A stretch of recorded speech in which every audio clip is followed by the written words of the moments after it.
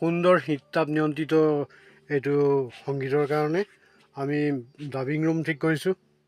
আৰু ইয়াত সংগীতৰ সকলো প্ৰকাৰ ইয়াত সুবিধা আছে। ইয়াত এইটো ডাবিং ৰুম, এইটো আপোনাৰ যথেষ্ট শীত-তাপ নিয়ন্ত্ৰিত এটা পানীবন্ধন কক্ষ। আৰু সকলো যন্ত্ৰ পাতি ইয়াতে আমাৰ মজুত আছে। এইটো আমাৰ শীত-তাপ নিয়ন্ত্ৰিত এটা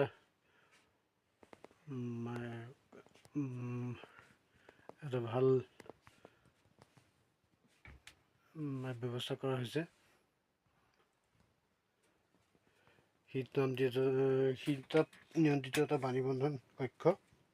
আৰু ইয়াত সুন্দৰভাৱে আমি গানবিলাক উলিয়াই দিয়া হয়।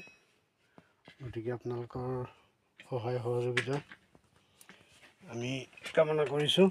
আজি আমাৰ সম্পূৰ্ণ 2 বছৰ পূৰ হৈছে আৰু আপোনালোকৰ আগন্তুক দিনত আমি আপোনালোকৰ আশীৰ্বাদ শুভেচ্ছা কামনা কৰিলোঁ।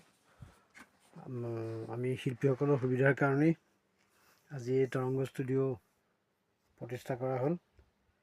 মাজুলী সাংস্কৃতিক প্ৰাণকেন্দ্ৰ।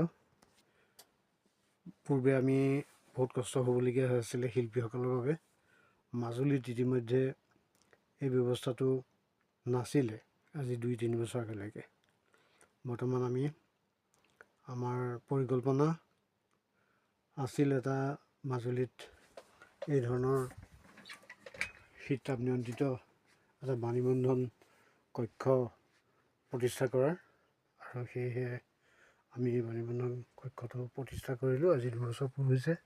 আগন্তুক দিনত আপোনালোক সমূহ শুভাকাংক্ষী শিল্পী, কলা কৌশলী আৰু আমাৰ শহীদসকলৰ সহায় সহযোগিতা কামনা কৰিছোঁ।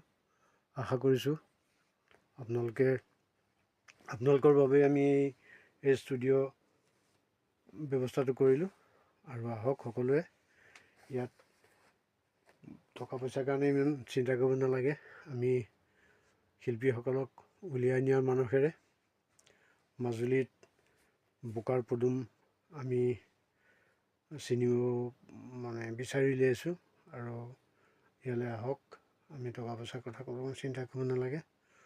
হ'লেও অন্যান্য ঠাইতকৈ যোৰহাট, গুৱাহাটী বা অন্যান্য চহৰবিলাকত যি বাণীবন্ধন কক্ষ আছে তাতকৈ আমি মাজুলীত অন্ততঃ এই তৰংগ ষ্টুডিঅ'ই শিল্পীসকলক উলিয়াই নিয়াৰ মানসেৰে আমি